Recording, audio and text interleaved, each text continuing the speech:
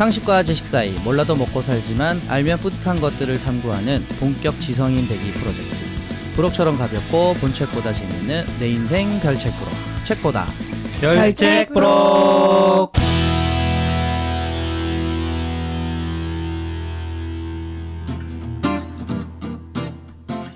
안녕하세요. 묵묵히 뜻을 밝히는 묵사발입니다. 내 맘대로 살고 싶은 판도라입니다. 아주 멋대로군요. 정신 나간 아마존입니다. 다음 중 소개를 틀린 사람은 누구일까요?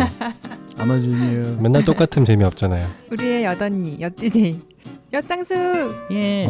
오늘 소개는 이걸로 끝낼까요? 알고 싶은 것도 많고 하고 싶은 것도 많은 아마존입니다. 반갑습니다. 네, 엿은 엿장수 맘대로 내 인생 내 맘대로 맘대로 살고 싶은 엿장수입니다. 안녕하세요. 저는 판도라예요. 반갑습니다. 모두 반갑습니다. 반갑습니다. 자, 여러분 또 한 주 동안 잘 지내셨겠죠? 그래서 예. 뭐 그나마 넘어가죠. 뭐. 잘 지냈을 거라 믿고. 네, 저번 주에 인물 82년생 김지영에 대해서 했잖아요. 정말 뜨거웠던 시간이었습니다. 그죠? 네. 저는 두 번째 시간으로 인물 안중근 의사에 대한 이야기를 해보려고 합니다. 오, 네. 영웅. 네, 제가 가장 존경하는 위인 중 한 분이시고요. 그리고 이번 달에 8.15 광복절이 있어서 네. 한번 정해봤어요. 네, 지금 8월에 지금 이 방송이 나가는 시간은 마지막 주가 될 것 같은데, 네, 그래서 우리나라의 독립을 위해 목숨 바치신 분들을 생각하며 모든 분들을 다 기억하고 뭐 하고는 싶지만, 네, 그럴 수는 없어서 안중근 의사에 대해서 생각을 해보면서 다른 독립운동가 분들도 함께 여러분들이 기억을 해주시면 좋을 것 같아요. 응칠이 아닙니까? 응칠이. 맞습니다. 응답하라. 1997. 정확합니다. 그 아명이 응칠이셨어요. 가슴이랑 배에 북두칠성 모양의 7개의 흑점이 있었대요. 태어날 때부터. 그래서 아명을 응칠해서 안응칠. 후에 리순 과목에서 안응칠 역사라는 자서전도 쓰시고. 네. 안중근 이 의사는 1879년 9월 2일에 출생하셔서 1910년 3월 26일 31세의 나이로 돌아가시게 됩니다. 너무 어리다. 네, 황해도에서 태어나셨어요. 황해도 어딘지 아세요, 여러분? 네. 알아요? 넘어갈게요, 그러면. 응? 이렇게 다 넘어가. 안중근 의사는 16세 때 황해도에서 동학을 빙자한 농민군이 이렇게 소요 사태를 일으켰었는데, 이때 안중근 의사의 아버지인 안태훈님이 의병을 일으켰어요. 그래서 그들과 전투를 벌였는데, 이 16세 안중근 의사는 부친을 도와서 자진 선봉장이 되어서 적장소를 급습하고 이제 큰 공을 세우기까지 하는. 그래서 원래는 문인 집안인데 안태훈 이 아버님도 굉장히 똑똑하신 분이었고 양반가였고 그런데 어렸을 때부터 호방한 성격, 말 그대로 말타기, 사격, 사냥, 활쏘기 이런 거에 아주 전사적인 기질을 보였다고 해요. 그래서 백발백중. 백번 김구 선생님의 자서전에 보면 안중근 의사에서 짤막하게 어렸을 때 봤었을 때 총을 잘 쏘는, 화승총을 잘 다루는 그 얘기가 잠깐 나와요. 그 정도로 대단하신 분이었고, 그래서 우리가 아는 그 이후의 사건에서도 총으로. 16세면 너무 어리다. 중3이잖아요. 근데 중3. 그때 이미 결혼하십니다. 네, 근데 그 당시에 어쨌든 이 안중근 의사는 결혼도 하셔가지고 자녀를 3명까지 두셨죠. 그때는 근데 어린 나이에 다들 장가, 시집 이렇게 갔었잖아요. 네, 그런 때였습니다. 그리고 이제 부친이 그때 무슨 일이 있었냐면 동학당에게 노획을 해요. 쌀을 그 굴량미 같이 그거를 사용을 하게 되는 거죠. 굴량미로서. 근데 이걸 가지고 이제 나중에 갚아라 이런 식으로 국가에서 안태훈 아버님이 명동 성당으로 수개월간 피신을 가게 돼요. 그때 성당에서 세례를 받고 교리에 푹 빠져들고 그러면서 다시 이제 청계동 이제 살던 곳으로 와서 정교 활동까지 해갖고 그때 일가 친척부터 해서 마을 사람들 해가지고 33명이 함께 다 세례를 받습니다. 19세의 안중근도 토마스라는 세례명으로 가톨릭 신자가 됩니다. 그래서 온 집안이 다 가톨릭 집안이고 흔히 우리가 도마 안중근 이렇게 부르는데 그거는 이제 한자식으로 했을 때 도마예요. 그래서 네. 이제 하는데 그게 앞에 붙이는 게 아니라 사실은 이제 안중근, 도마 이렇게 불러야 되는 게 맞는데 무슨 호처럼 부르는 거지. 돌, 김용옥 이렇게. 저도 처음에는 이게 왜 세례명이 제가 가톨릭 신자거든요. 세례명이 왜 앞에 붙일까 이 생각을 했었는데 약간 좀 잘못된 표기 같다는 생각이 들더라고요. 근데 그 굴량미는 그러면 무슨 말이에요? 싸우는데 굴량미가 필요하니까 나라에서 꾼 거예요? 그러니까 안중근 의사의 아버님이 진압하는 일을 하셨는데 그러다가 거기서 뺏은 쌀을 그렇죠. 그 나라에 그럼 갖다 줘야 되는데 먹었다. 아, 네. 배고파서 우리 또 자기들끼리 싸워야 그냥 되니까. 나눠 먹었다 이 네. 얘기죠. 음. 그래서 그걸 그거 또 나중에 또 갚으라고 또. 그래서 나라에서 그거 너 횡령한 거 다 아니까 뱉어 했는데 그거 안 뱉으려고 그러니까요. 명동성당에 도망갔다가 거기서 우연히 교리를 접하고 네. 세례를 받았다가 그래서 과정은 되게 좀 이거를 막 그 뭔가 좀 이렇게 더 파고들면은 재밌을 것 같기도 한데 어쨌든 주제가 부친이 아니라 우리는 또 안중근 어쨌거나 뭐 의사에 대한 부친은 얘기를 해야 되니까. 부친이고 안중근 의사가 러시아령 연해주에서 의병 조직에 참여를 하게 됩니다. 그때 나이가 30세예요. 30살 되던 1908년 대한의군 참모 중장으로서 독립특파대장의 이름으로 국내 진공작전을 진행을 하게 돼요. 당시 안중근 의사의 논리를 자서전 내용으로 한번 볼게요. 어떻게 말씀을 남겼냐면 우리의 병력은 200~300명밖에 안 된다. 적은 강하고 우리는 약하니 적을 가벼이 여겨서는 안 된다. 더구나 병법에 이르기를 아무리 100번 급한 일이 있다 하여도 반드시 만전의 방책을 세운 다음 큰 일을 꾀해야 한다. 우리들이 한 번의 의고로 성공을 거둘 수는 없다는 것은 명백한 일이다. 그러나 한 번에 이루지 못하면 2번, 2번에 이루지 못하면 3번, 그렇게 4번, 10번에 이르고 100번을 꺾어도 구람이 없이 금년에 못 이루면 내년, 내년에 못 이루면 후년, 그렇게 10년, 100년이 가고 또 만일 우리 대에서 목적을 이루지 못하면 아들 때, 손자 대에 가서라도 반드시 대한국의 독립권을 회복하고야 말리라는 각오가 있어야 한다. 네, 이렇게 쓰여 있습니다. 이 자서전은 앞에 얘기했던 안흥칠 역사라는 책입니다. 이런 각오로 의병활동을 벌여가지고 1, 2차 국내 진공작전을 성공을 시켜요. 오. 북한 저 위에 현재로 보면은 이 만주 있고 블라디보스톡, 연해주 뭐 이렇게 그 위쪽에 우리나라 지도 이렇게 호랑이가 두 발을 이렇게 두 손을 이렇게 칵 들고 있잖아요. 네. 그 손톱 정도 되는 그 네. 손바닥 정도 되는 그쪽으로 해서 침공 작전을 한 거죠. 벌인 거죠. 근데 이때 사건이 하나 벌어져요. 삶이 좀 바뀌는 사건. 이게 뭐냐면 포로들을 잡았는데 그때 이제 주위의 만류에도 이제 불구하고 이 포로들을 풀어줍니다. 그 이유가 만국 공법에 따라 그들을 처단할 수 없다. 그것은 이제 신자로서의 도리가 아니고 인도적 차원에서도 그럴 수 없다. 해서 모두 놓아주는 거죠. 근데 이 포로들이 어떻게 할까요? 뒤통수를 쳐. 그렇죠. 그래서 자기가 붙잡혀 있었던 그곳의 정보라든지 이런 걸 다 알려주게 되고 결국 안중근 의사의 부대는 일본군의 공격을 받게 돼서 이제 뿔뿔이 다 흩어지게 되고 이런 사태가 벌어지는 거예요. 근데 이렇게 되니까 이제 안중근 의사의 이제 입지가 좀 흔들리게 되고 의병으로서 이제 활동도 이제 그래서 사실상 접어야 되는 그런. 그리고 또 이제 유명한 사건이 있어요. 그 우리가 지금까지도 보고 있는 안중근 의사의 그 유묵을 보면은 전부 다 이 왼손 도장, 손도장이 있죠. 네네. 근데 이제 네 번째 손가락이 한 마디가 마디가 없죠. 그때 이제 단지 동맹을 하셨기 때문인데 이 단지 동맹에 대한 얘기를 조금 할게요. 안중근 의사는 이 이제 심경을 좀 가다듬고 블라디보스톡이랑 하바로프스크 등에서 이렇게 러시아 영토, 그 연해주 일대, 그다음 중국 땅의 그 흑룡강, 상류지방 이런 쪽을 돌면서 강연도 하시면서 이제 독립 사상을 좀 이제 그 사람들에게 고취시키고 동지들을 규합하는 일에 이렇게 힘을 쓰다가 1909년 2월 7일 연추 부근의 카리 마을에서, 그러니까 지금의 러시아 지역이에요. 믿을 수 있는 동지들을 모아가지고 단지 동맹을 결성하게 됩니다. 안중근 의사를 포함한 12명이 이제 손가락을 자르게 되는데 왼손 약지를 다 같이 끊어서 그 피로써 이제 태극기 앞에다가 이제 이런 다짐을 한 건데 그때 상황이 남아 있어요. 책을 보면 우리들이 전후에 전혀 아무 일도 이루지 못했으니 남의 비웃음을 면하기 어려울 것이요.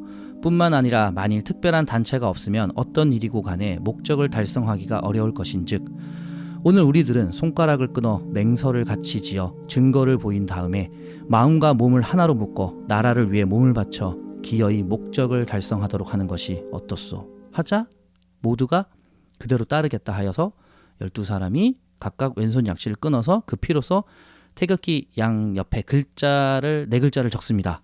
그게 바로 저희가 보고 있는 대한 독립입니다.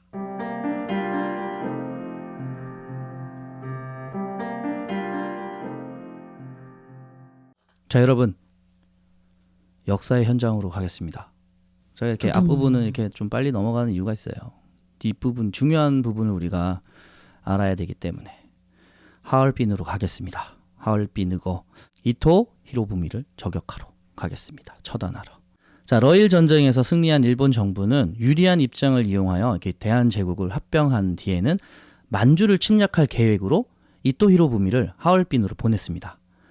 이토는 당시 러시아 정부의 재무 대신인 코코프체프와 만나서 동양 전체에 대한 정책을 협의한다는 어떤 그런 구실로 북만주 시찰 계획을 이렇게 발표를 하게 된 거죠. 이 소식을 듣게 된 안중근 의사는 대한제국 침략의 원흉으로 자주 독립권을 무자비하게 박탈한 이토 히로부미가 온다는 것은 이건 분명 하늘이 준 기회다. 이렇게 생각을 하고 이 기회에 이토를 처단하면 일본의 이제 침략 정책을 세계에 알리는 좋은 기회가 될 수 있다고 이제 확신을 하게 되는 거예요. 그러니까 사사로운 어떤 감정 때문에 죽인다 이런 느낌이 아니에요. 안중근 의사의 생각은. 안중근 의사는 의병 동지인 우덕순을 대동하여서 1909년 10월 21일 블라디보스톡을 떠나서 하얼빈을 향해 갑니다. 안중근은 러시아에 능통한 유동화 동지를 또 대동을 하게 되고요. 만나게 되고 이튿날 하얼빈에 도착한 후에는 조도선 동지를 영입하여 의거 장소가 두 곳으로 나누어질 때를 대비를 해서 이렇게 나눠서 있으려고 했던 거죠. 밤새 여러 신문들을 모아가지고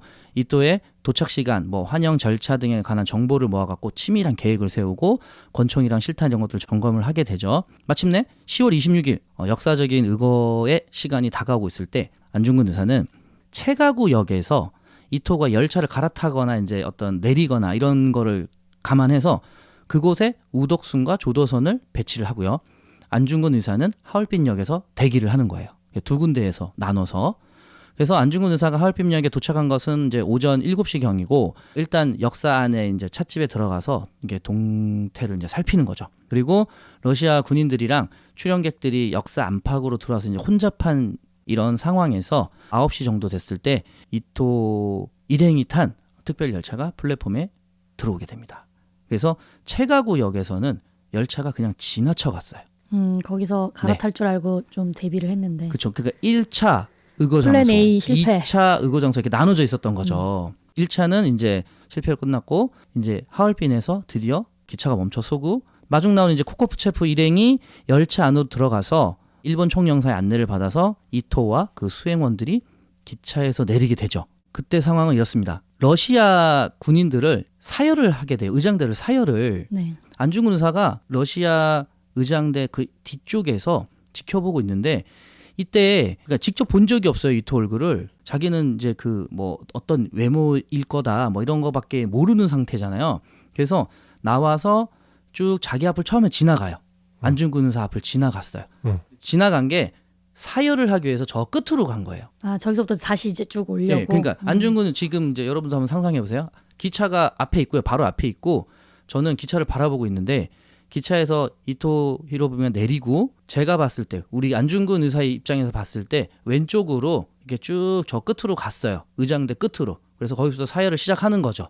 근데 그러면 이제 어느 정도 시간이 있는 거잖아요. 그 시간 동안 안중근 의사는 잘 살핍니다. 그래서 누가 과연 이제 이토인지 그래서 수염이 이렇게 나고 모자를 쓴 이제 예측을 했어요. 아, 저 사람일 것이다. 사열을 하고 이렇게 돌아오는데 안중근 의사 앞쪽으로 오는데 근데 그때까지도 정확하게 몰랐대요. 정말 이 사람이 이토인지. 근데 누가 구경 나온 사람들 있잖아요. 이 사람들이 이 이토 히로부미를 부른 거예요. 그러니까 화답을 한 거야. 아, 손을 흔든다든지 이런 식으로 그때 눈치를 챘대요. 그리고 총을 꺼냅니다. 바로 자기 앞에서 조금 더 지나갔을 때 총을 쏩니다. 3발을. 이렇게 3발을 이토의 가슴과 흉복부에 명중되어서 그러면 정면으로 쏜 건 아닌가요? 옆으로 들어갔어요. 그러니까 이토의 오른쪽 팔을 거쳐가지고 가슴, 그 다음에 바로 밑에, 그 다음에 복부 쪽까지 해서 폐까지 총알이 들어가고 이 대단한 게 아무튼 10걸음 정도라고 했으니까 10m까지는 아니었을 것 같긴 그래도 한데 한 7, 8m 이상. 네, 그 정도에서 혼란스러운 어떤 그런 상황에서 총알 3발을 그렇게 명중을 딱 시켰어요. 그때 총도 좋지도 않았을 것 그렇죠, 같은데. 그렇죠. 그게 중요한 거죠. 브라우닝 권총이었는데 그걸로 저격을 합니다. 그리고 나머지 3발은 그를 이제 뒤따르던 하얼빈 이제 일본 총영사 가와카미, 그다음 비서관 모리, 만주철도이사 다나카 이 3사람한테 쏴요. 근데 그 쏜 이유는 누가 이토일지 몰라서 혹시라도. 예, 잘못 쐈을 수도 있으니까. 근데 이제 이렇게 되면은 무고한 사람일 수도 있잖아요. 그거를 생각은 하긴 하셨는데. 있었는데 그래도 이제 다 전범들이었고 총격을 받은 사람들은 원래 총을 2자를 준비를 했고요. 첫 번째 총이 이제 뭐 고장이 나거나 이러면은 그걸 또 쓸 생각이었고 뭐 이런 얘기가 있어요. 총알이 한 발이 남았었다고. 근데 그걸 뭐 또 사람들이 자살용이었다 뭐 이런 식으로 얘기를 하는데 안중근 의사는 자살할 생각이 전혀 없었습니다. 이 의거를 한 다음에 재판을 통해서 이유에 대해서 전 세계에 이거를 알리는 게 목적이었기 때문에 절대 자살용이 아니었고요. 그리고 일본 쪽이나 이제 다른 쪽에서는 테러리스트다 이제 이런 식으로 하는데 본인은 이제 절대 나는 테러리스트가 아니다. 이유는 전쟁 중에 내가 군인으로서 적군에 대한 의거이기 때문에 무고한 더 이상의 희생이 필요 없었기 때문에 쓰지 않았다. 이렇게 생각을 하시면 될 것 같아요. 그래서 어차피 총 하나 더 있었는데 불구하고 그것도 도망가거나 이런 거에 사용한 게 아니니까요. 이렇게 총 6발의 이제 총성이 일어나고 근데 경비가 막 그렇게 삼엄한 건 아니었나 봐요. 보통 그런데 이제 검사를 하잖아요. 사열하는 쪽에 사람이 오면 주머니도 뒤져보고 막 이렇게 신분증도 내놔봐. 네, 그런 식의까지는 아니었던 거죠. 예. 그리고 그래서 저격 직후에 러시아 헌병들이 덮쳐서 그래서 안중근 의사를 체포를 하게 되죠. 그때 안중근 의사는 바로 일어나서 이렇게 외칩니다.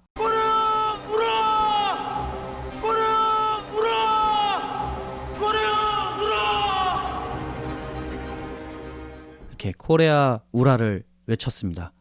코레아 우라. 러시아 말이죠. 우라는 이제 만세를 말하는 거고요. 예, 만세 삼창을 하신 거죠. 예, 그리고 순수히 체포되셨습니다. 자, 이렇게 안중근 의사는 체포가 되고 옥중에서도 공판을 받으면서도 꿋꿋하게 자신의 의거에 대한 이야기를 전 세계에다가 합니다. 그 부분을 꼭 알아야 되는 부분이어서 얘기를 해보겠습니다.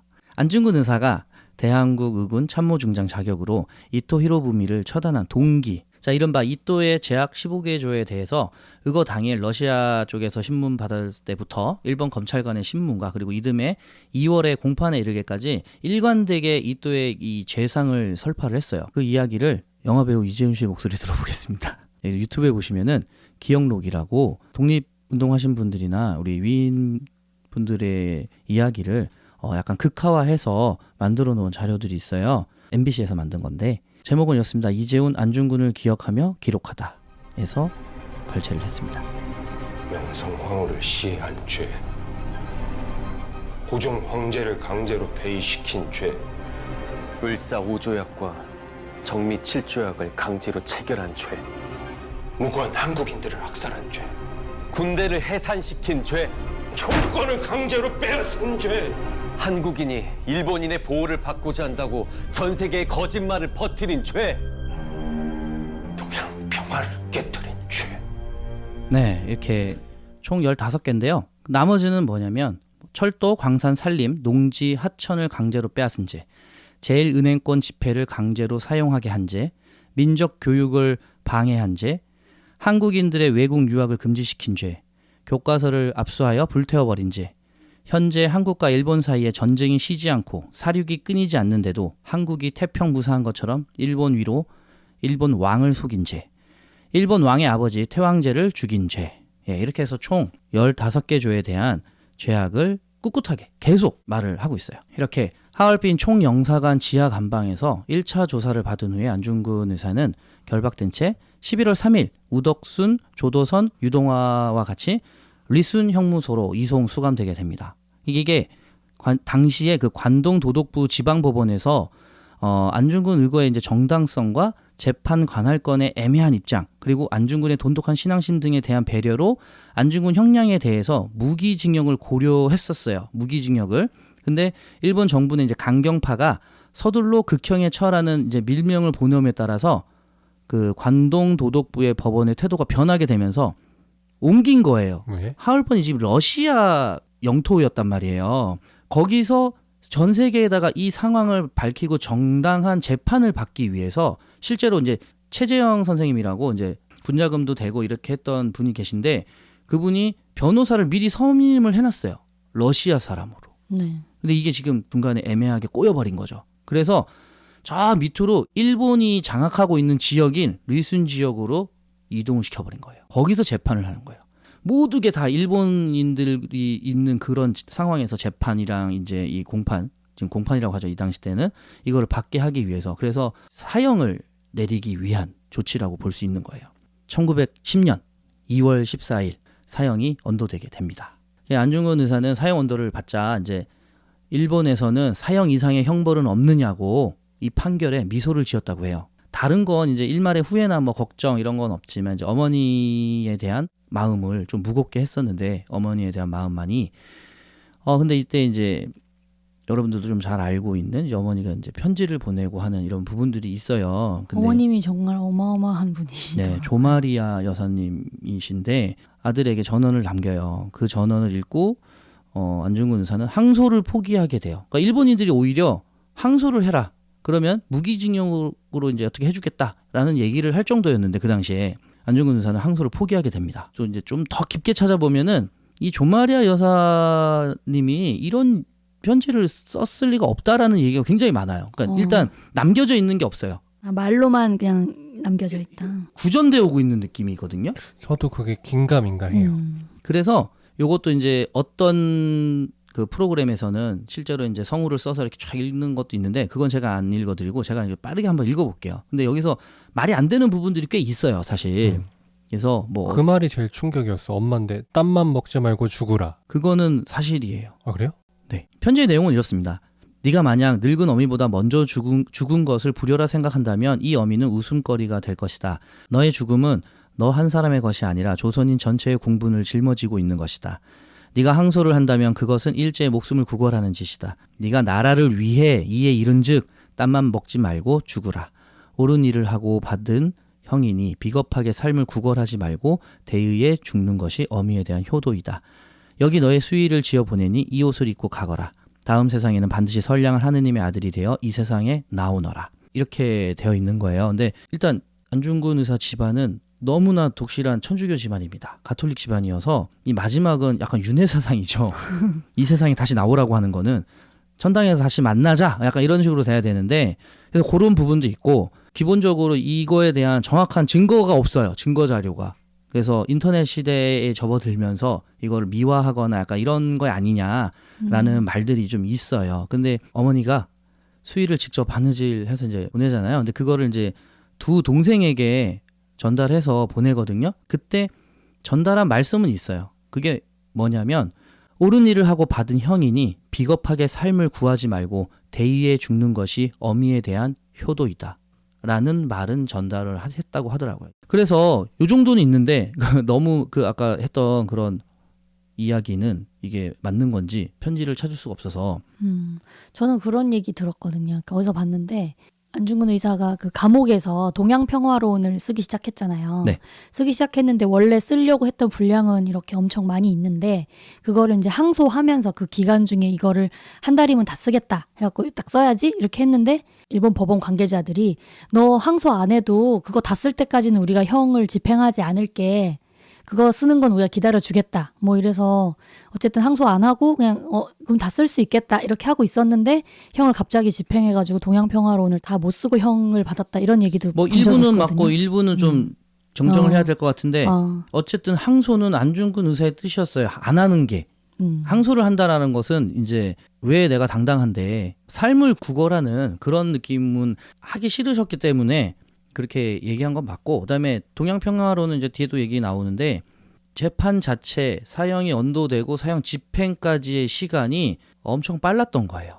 그리고 아까 말씀하셨던 동양평화를 다 쓸 때까지는 형 집행을 안 하겠다라고 했지만 근데 그보다 더 위에 아까 얘기했던 강경파나 이런 쪽에서 이 여론 자체가 안중근 의사 쪽으로 좀 돌아가고 있는 그런 느낌이어서 빠르게 모든 게 진행이 됐던 거예요. 실제로는 이게 러시아에서 이제 재판을 받고 뭐 약간 이런 식을 생각했었다고 했잖아요. 근데 그런 것들이 다 안 됐고 뭐 지역도 이제 이감된 것도 있고 여러 가지 이제 상황들이 있어가지고 그리고 이제 안중근 의사가 그에 대해서 이제 어머니에게 쓴 편지가 있습니다. 한 구절만 읽어드리면 불초한 자식은 감히 한 말씀 어머님 전에 올리려 합니다. 이 이슬과도 같은 허무한 세상에서 감정에 이기지 못하시고 이 불초자를 너무나 생각해 주시니 훗날 영혼의 천당에서 만나 배울 것을 바라오며 또 기도하옵니다.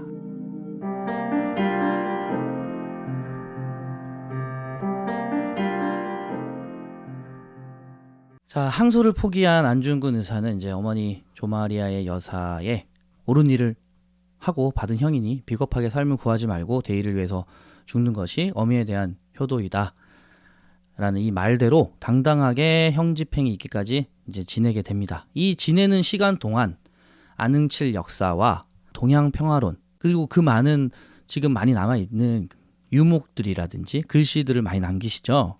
200개 정도가 이제 남아있다고 하는데 한국에 있는 거는 몇십 개 안 돼요. 다 일본 사람들 손에 있습니다. 근데 그게 나쁜 게 아니라 안중근 의사가 매일같이 계속 글을 쓰신 거예요. 책도 쓰시고 이거 유목도 쓰시고 그거를 이제 진짜 준 거예요. 뺏은 게 아니고. 그리고 간수들이나 이런 일본인 입장에서도 이거를 가지고 있는 것 자체가 약간 반역행위 뭐 이런 거라서 되게 조심스럽게 일본 본국으로 가져갔다고 하더라고요. 그만큼 근데 그게 와닿고 뭔가 존경스러우니까 존경심이죠. 가져갔겠죠. 정말로 말 그대로. 그냥 죄인이야 이렇게 생각했으면 찢어버렸겠죠. 그럼요. 안흥칠 역사는 제가 지금 이렇게 얘기하고 있는 이런 부분들이 다 기록되어 있는 자서전입니다. 네. 그리고 동양평화론은 원래 이토 히로부미가 처음 쓴 글이에요. 이토의 이론이래요. 서양의 침략에 맞서 일본을 중심으로 해서 한국과 중국이 협력해서 서양 세력에 맞서야 한다는 얘기. 안중근 의사는 이 전체 내용은 이제 같이 하나 서양의 침략에 맞서 한중일이 서로 평등하게 협력하여 맞서야 한다라고 이제 주장을 하는 그런 내용이 이제 동양평화론이에요.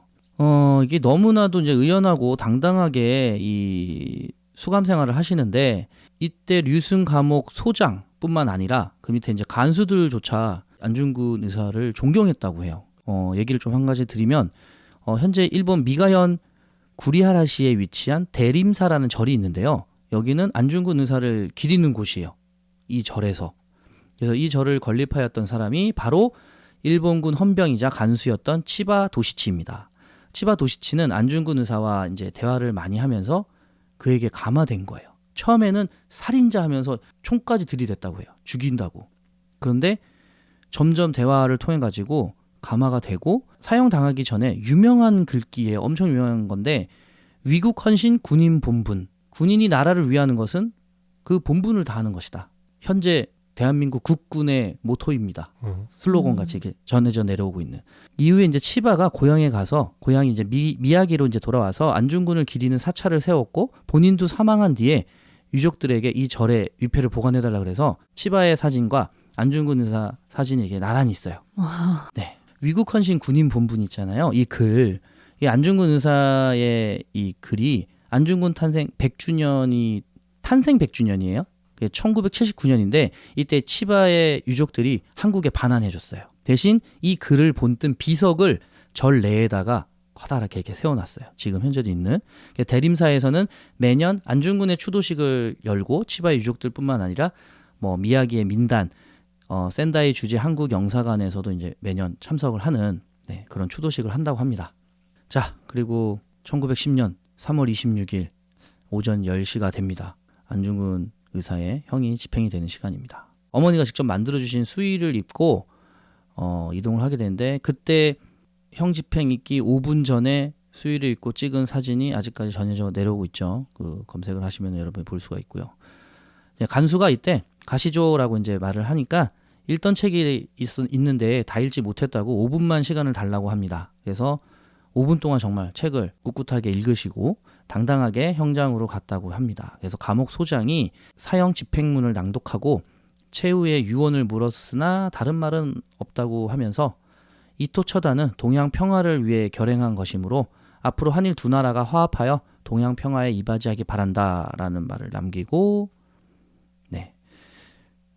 돌아가셨고요. 근데 이제 안중근 의사가 그 이전에 유언을 남기신 게 있어요. 그리고 동포에게 고하는 말을 남겼습니다. 그거를 들어보겠습니다. 내가 죽은 뒤에 나의 뼈를 하얼빈 공원 곁에 묻어두었다가 우리 국권이 회복되거든 고국으로 반장이다오. 나는 천국에 가서도 또한 마땅히 우리나라의 회복을 위해 힘쓸 것이다. 너희들은 돌아가서 동포들에게 각각 모두 나라의 책임을 지고 국민된 의무를 다하여 마음을 같이하고 힘을 합하여 공로를 세우고 업을 이루도록 일러다오. 대한 독립의 소리가 천국에 들려오면 나는 마땅히 춤추며 만세를 부를 것이다. 이것은 지금 유튜브를 찾아보시면 제가 이거 나중에 적어 놓긴 할 건데 안중근 의사 당신을 추모하며라는 영상이 있어요. 네, 거기서 나온 거를 제가 발췌했는데 안중근 의사 숭모회라든지 안중근 의사 기념관 이렇게 같이 이제 사이트가 같이 되어 있는데 거기에 보면은 안중근 의사 당신을 추모하며라는 그게 있습니다. 그 영상이 거기서 가져왔어요. 사단법인 안중근 의사 숭모회 동포에게 고하는 글이 있습니다. 내가 한국 독립을 회복하고 동양 평화를 유지하기 위하여 3년 동안 해외에서 풍찬 노숙하다가 마침내 그 목적에 도달치 못하고 이곳에서 죽노니 우리들 2천만 형제 자매는 각각 스스로 분발하여 학문에 힘쓰고 실업을 진흥하며 나의 끼친 뜻을 이어 자유 독립을 회복하면 죽는 자 유한이 없겠노라 하시고 10시 15분 안중근 의사는 운명하십니다. 유해는 이 두 동생의 요청에도 불구하고 인도되지가 않았어요. 근데 여러분 기억하실지 모르겠지만 안중근 의사의 유언은 뼈를 하얼빈 공원 옆에다 묻어둔 다음에 국원이 회복되면 고향으로 그러니까 한국에다가 묻어달라고 했잖아요. 유언이잖아요. 네.